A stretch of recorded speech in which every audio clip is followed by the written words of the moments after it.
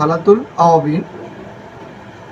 আওয়াবিন অর্থ নেককার ও অধিক তাওবাকারী বান্দাগণ। মানে আওয়াবিন অর্থ নেককার ও অধিক তাওবাকারী বান্দাগণ। তার মানে এই আওয়াবিনের নামাজ যারা পড়ে সেই বান্দাগুলো ছিল নেককার এবং অধিক তাওবাকারী। মানুষ মনে করে যে 5 ওয়াক্ত নামাজ পড়লে আমার হয়ে যাবে। স্পেশাল কিছু মানুষ আছে যে মানুষগুলো মনে করে যে তোমার আওয়াবিনের নামাজ পড়ে। এই মানুষগুলা সালাতুল আওয়াবিনের আবিধানিক অর্থ নেককার ও অধিক তাওবাকারী বান্দাগণের নামাজ। মাগরিবের সালাত আদায়ের পর এশার সালাতের পূর্বে যে সালাত আদায় করা হয় তাই সালাতুল আওয়াবিন। এই সালাত আদায় করা সুন্নাতে গায়রে মুক্তাদা, অর্থাৎ যে সুন্নাতের ব্যাপারে বাধ্যকতা না থাকলেও আদায় করলে সওয়াব পাওয়া যায়। তার মানে বোঝায় যে মাগরিব সালাত আদায়ের পর এশার সালাতের পূর্বে যে সালাত আদায় করা হয় এই সালাতটাই হলো সালাতুল আওয়াবিন। আর এই সালাতকে বলা হয় সুন্নাতে গায়রে মুক্তাদা, যে সুন্নাতের ব্যাপারে বাধ্যবাধকতা নাই।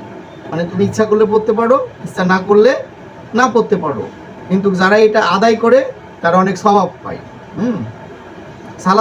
সালাতুল আওয়াবিন আদায়ের নিয়ম ও ফজিলত। মাগরিবের ফরজ ও সুন্নাত সালাত আদায়ের পর 2 রাকাত করে সুন্নাত সালাত আদায়ের নিয়মে 6 রাকাত সালাত আদায় করতে হয়। মাগরিবের ফরজ ও সুন্নত সালাত আদায়ের পর 2 রাকাত করে সালাতুল আওয়াবিনের এই সুন্নত নামাজটা আদায় করতে হয়। রাসূল সাল্লাল্লাহু আলাইহি ওয়াসাল্লাম এই সালাত আদায় করেছেন এবং সাহাবাদেরকে আদায় করার উৎসাহ দিতেন।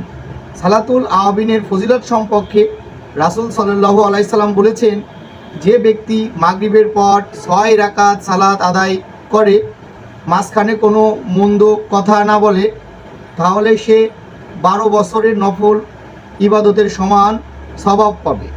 সালাতুল আওয়াবিনের ফজিলত সম্পর্কে আমাদের নবী হযরত মুহাম্মদ সাল্লাল্লাহু আলাইহি ওয়াসাল্লাম বলছে, যে ব্যক্তি মাগরিবের পর 6 রাকাত সালাত আদায় করে মাঝখানে কোনো মন্দ কথা বলে না তাহলে সে 12 বছরের নফল ইবাদতের সমান সওয়াব পাবে। মানে 12 বছর তুমি বসে বসে নফল ইবাদত করতেছো, এই ধরনের একটা সওয়াব আল্লাহ তাআলা তোমার আমলনামাতে দেবে। এটা তিরমিজি শরীফের হাদিস। যেহেতু এই সালাত সুন্নাতে গায়রে মুক্তাদা, তাই 6 রাকাতের কম বা বেশি আদায় করা যায়। তাহলে যেগুলা সুন্নাতে গায়রে মুক্তাদা এগুলো 6 রাকাত পড়ার কথা বলছে, কম বা বেশি করা যায়। হাদিসে বর্ণিত আছে, হযরত হুযায়ফা রাদিয়াল্লাহু তাআলা আনহু নবী করিম সাল্লাল্লাহু আলাইহি ওয়াসাল্লামের সাথে মাগরিবের সালাত আদায় করলেন। রাসূল সাল্লাল্লাহু আলাইহি ওয়াসাল্লাম মাগরিবের সালাত আদায় করে এশার সালাতের পূর্ব পর্যন্ত সালাত আদায় করলেন।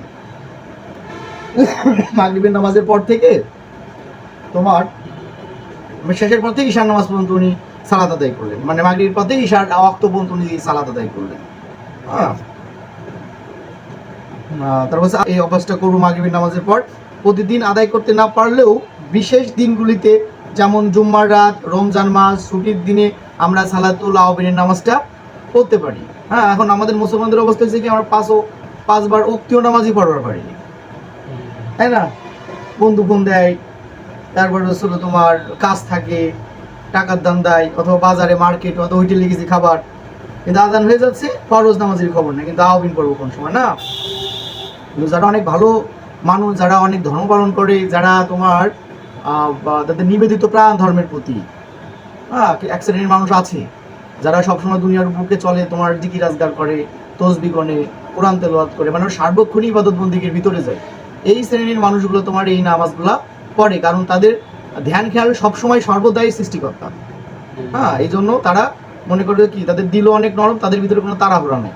ওই মসজিদে মাগরিবের নামাজ পড়ছে, বসে তসবিহ গুনতেছে, তারপরে আবার সেই সালাতুল আওয়াবিনের নামাজটা পড়ছে, পড়ার পরে আবার কি হয়েছে, সেই ঈশার নামাজ পড়ে তারপরে হলো আবার ওই তোমার এখানে হাদিসের চর্চা হয় অনেক মসজিদে, ওইটা কমপ্লিট করার পরে সে একবারে রাত্রে বাড়িতে আসে। কারণ দিন হলো আমাদের কর্মব্যস্ততার জন্য, আর রাত হচ্ছিল ইবাদত বন্দেগীর জন্য। এই জন্য ওই মানুষগুলো তোমার মাগরিবের পর থেকে ঈশার নামাজের পর পর্যন্ত ইবাদত বন্দেগীতে মশগুল থাকে। আমরা নর্মালি কি করি, তোমার মাগরিবের পর হয়তো আড্ডায় আমাদের সময় চলে যায়, আড্ডা দিই, ঘুরে বেড়াই না, এতে সময় চলে যায়। কিন্তু যারা পরকালীন মুখী জীবনযাপন করে তারা মনে করো যে ওই কাজটা করে না, তারা ওই মাগরিবের কাজ শেষ হওয়ার পরেই ইবাদত বন্দিগিতে লিপ্ত হয় এবং যদ্দূর শরীরে কোলায় ইবাদত বন্দি করে ঘুমাই যায় এবং সকালে ঘুম থেকে ফজরের নামাজের সময় উঠে ফজরের নামাজ পড়ে, তারপর আবার তার দিনের কর্মব্যস্ততা শুরু হয়। হ্যাঁ।